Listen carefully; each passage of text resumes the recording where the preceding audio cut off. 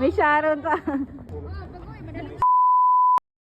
Hello everyone! So ito na nga yung continuation ng mga kaganapan namin noong New Year. Nagkaayaan na naman pala kami na pumunta ng church at magdala kami ng mga pagkain. Paglabas pa lang namin dito, sobrang lamig na at umabot na nga siya ng 4 degrees guys at may mas ilalamig pa daw to. Lalo na't baguhan pa lang kami dito. Naku, napakalamig. Talagang naninibago kami kasi nga iba nga sa Pilipinas dahil nasanay tayo doon na sobrang init. Talaga yung suot namin dito guys, triple na dahil nanunuot hanggang buto yung lamig. Kakasimula pa nga lang daw nito at may mas ilalamig pa ng January at February. Pero pag nagtagal na, talagang masasanay ka na lang din. Anyway, naglalakad na nga kami nito papuntang church. Kami na nga lang nitong dalawa dahil nauna na si mama at may dinaanan pa siya. Pagkarating nga namin dito, naabutan nga namin silang busy na mag-asikaso sa aming mga dalang pagkain. Talaga namang nagniningning sa kanyang kasuotan itong si mama. Kung may best dress lang sana, di nanalo na siya. Hindi naman halatang pinaghandaan talaga guys. Syempre, magbabagong taon na. At ito nga din yung unang taon na magse-celebrate kami ng New Year na kasama si mama.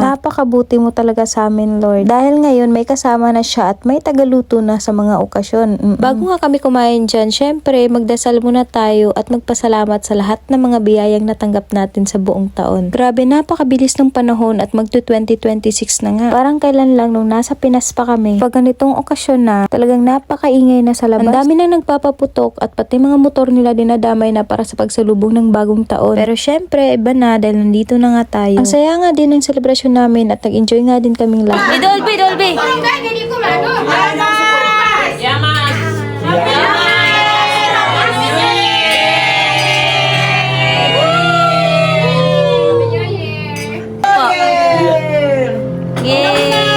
So ngayon nga, napagdesisyonan na nilang i-slice na nga tong vasalupita o New Year's cake kung tawagin. Correct me if I'm wrong guys kung paano siya i-pronounce. Isa nga din tong tradisyon dito kung saan ginaganap every New Year. Sa loob nga nitong cake ay may isang lucky coin at kung sino yung swerteng makakuha nito is considered blessed for the rest of the year. Pero syempre na nagbigay kami ng tig to 2 euros each at dahil 12 nga kami lahat ay umabot nga din siya ng 24 euros. Lahat nga kami ay pumili na ng tigi isang slice. At kung sino yung makakuha ng lucky coin ay siya yung mananalo. Dito nga ay sabay-sabay na namin kinain yung cake at tingnan nyo yung reaction namin guys.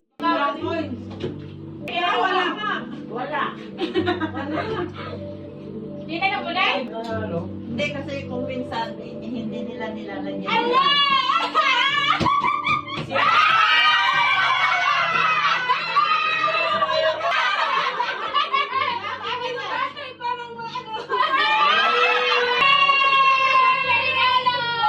Ilagay mo.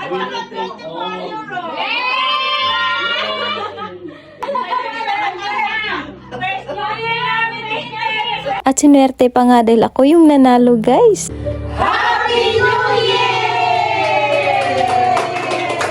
Nagpicture nga lang din kami lahat dito guys. And after that, nag-closing prayer na nga kami. Nagpaalam na nga din kami kay pastor dito guys at kami nga ay may pupuntahan pa. Invite nga nila kami ulit at doon na nga daw din kami mag-New Year kina Ate Alpha. After nga namin makapagpaalam kay pastor, ay umalis na nga kami kaagad dahil anong oras na at ilang minuto na lang magbabagong taon na. Nagmamadali na nga din kaming lahat dito at medyo malayo pa nga yung sa kanila. Pagkarating nga namin dito ay sakto lang at nakaabot pa nga.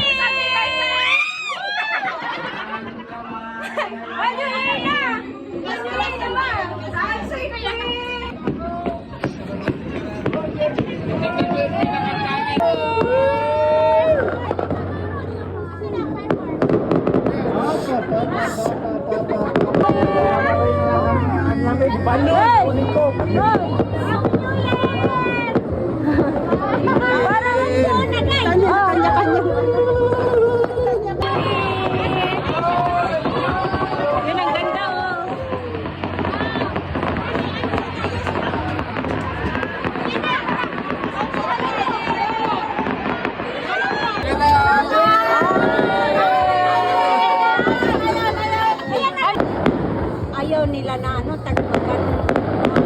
Juice doon. Happy New Year! Wala na, yun lang. Meron na, di pa tapos.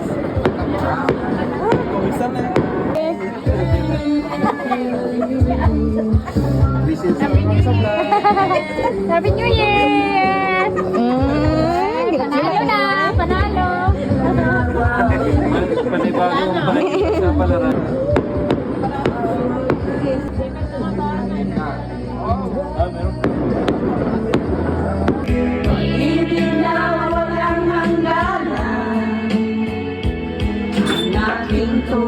na nararamdaman.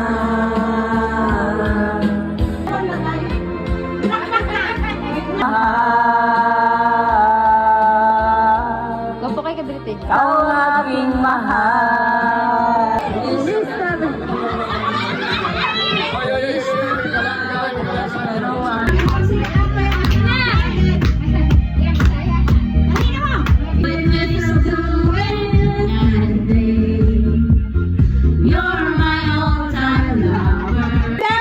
Oh, yun na!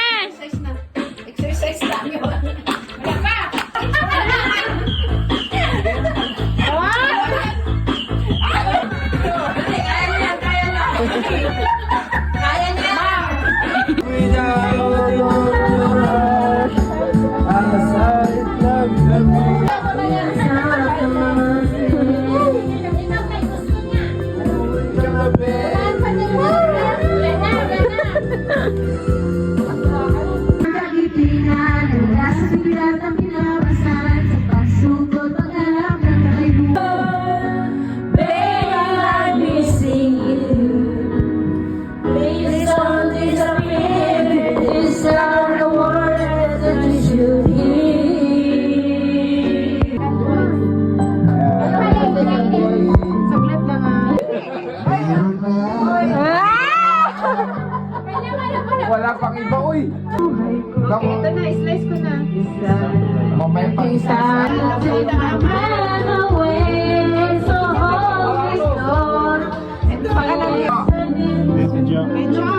Jump! Beng! Hindi pa nasisil. Ala, inulit na. Ay! Plato, Aljo! Plato!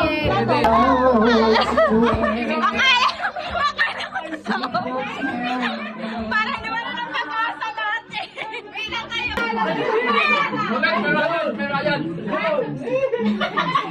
Wala kayo, ano, may isang prank. Wala ako. Wala talaga.